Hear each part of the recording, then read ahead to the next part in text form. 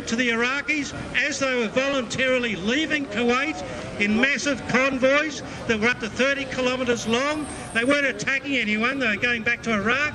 The Americans bombed thousands of bloody military trucks, transporters, all the other stuff that goes with it.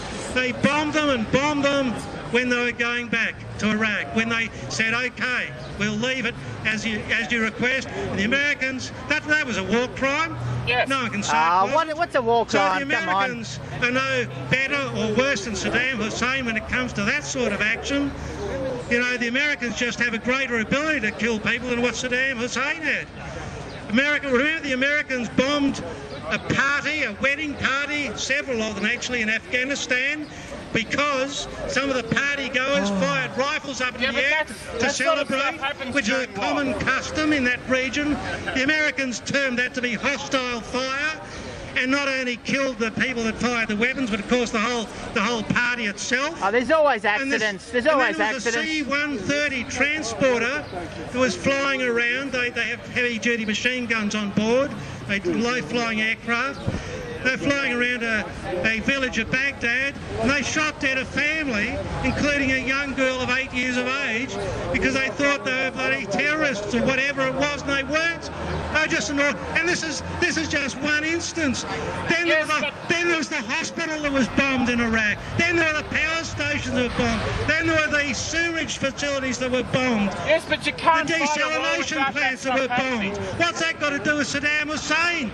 They destroyed the bloody infrastructure of Iraq so that all Iraqis would suffer. And guess what happened? 500,000 children died within 3 years of the United States bombing the shit out of the infrastructure of Iraq for no bloody reason. Their only enemy was Saddam Hussein, not all the Iraqi people. They destroyed the country.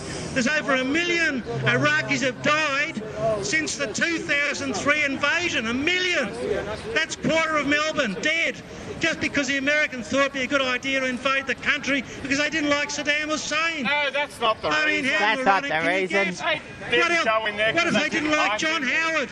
Israel wanted security, that's the reason. Why don't you go into that issue? 1 million Australians over a 3-year period.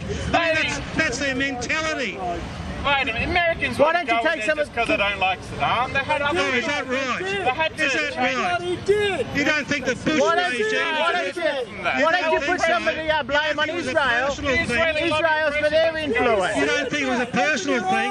I think it was. I think it really was. Your mum and dad, eh? And I won't mention Israel, of course. Yeah, that's right. So why don't you bring up Israel? Why don't you want to bring up Which may Israel? have sort of influenced Of course it the United influenced States it. to invade Iraq. Of I course wouldn't it mention did. Israel, of course. They wouldn't have had anything to do with it. They wouldn't have had anything to do with it. Just like Israel wouldn't have anything to do with Iran today, which the United States has subtly threatened to bomb the shit out of if they go nuclear, or even less, create nuclear, plutonium or whatever it is to power their nuclear power stations. Well, the Russians, I might add, and the reason the Americans haven't bombed Iran yet is because the Russians are involved in the Iran nuclear industry.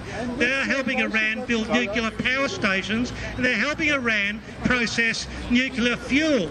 And that's why the Americans haven't bombed Iran yet, because that's like bombing Russia. You understand? Russia is an ally of Iran in at least industrial sense. And the Americans would love to bomb. They're looking for an excuse to bomb Iran, but they can't actually find one sufficiently. They've argued that, Iran's going to produce nuclear weapons. Well, so what?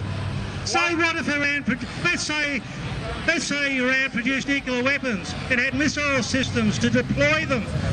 Do you think the United States couldn't handle that?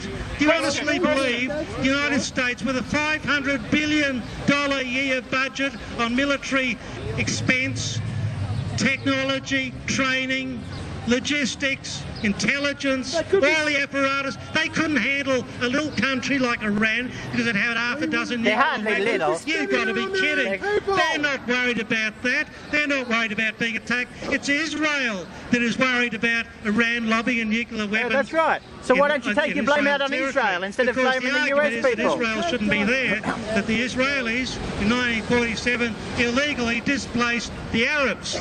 But your mates at the UN... How many billions of dollars worth of support Israel gets from the US? 5 billion, I think it was the last time I looked. It's quite substantive. And Richard, your mates at the UN, your mates at the UN are the people who endorsed the move to Israel. If you're shaking someone's hand with a $5 billion arm, you're not going to argue with them too much. But I might add, and people will think I'm being a conspiracy theorist there, but the Israelis have a lot more power than just their little satellite country we in the all Middle know East. that, of course they do. They have international power. They're very good at networking. The Israelis are very clever, very adroit in both the business world. Yeah, it's called the political Zionist world. movement. They can weed out people they don't want in any political system, in any country. They use money, they use largesse, bagatelle, they use all the means necessary to weed people out. They'll destroy companies that aren't in their interest. They'll gobble companies up that'll serve their purposes. And large Israeli-backed companies, they send a lot of funds back to Israel for the purpose of, continuing the demonisation, the subduing of the Arab populations in Arab lands. Yeah, well, finally you've got to the cause of the problem. There's nothing secret about it. It's an ongoing process. The United States government is also the Israeli government. They work hand in hand. They do it internationally. They have their spies internationally. There's probably spies here. They'd have to be here because if they weren't, they'd be asked why not, and they'd be given the bullet. I mean, it's a worldwide thing. They have their assassination people. It's ruthless. There's nothing left undone or nothing untoward that they wouldn't do in order to maintain their hegemony in terms of the geopolitical processes that operate globally on this planet. I've said more than enough, and my execution will probably happen tonight. Thank you. Can I ask, what does that have to do with fat? He stands correct when he accuses the government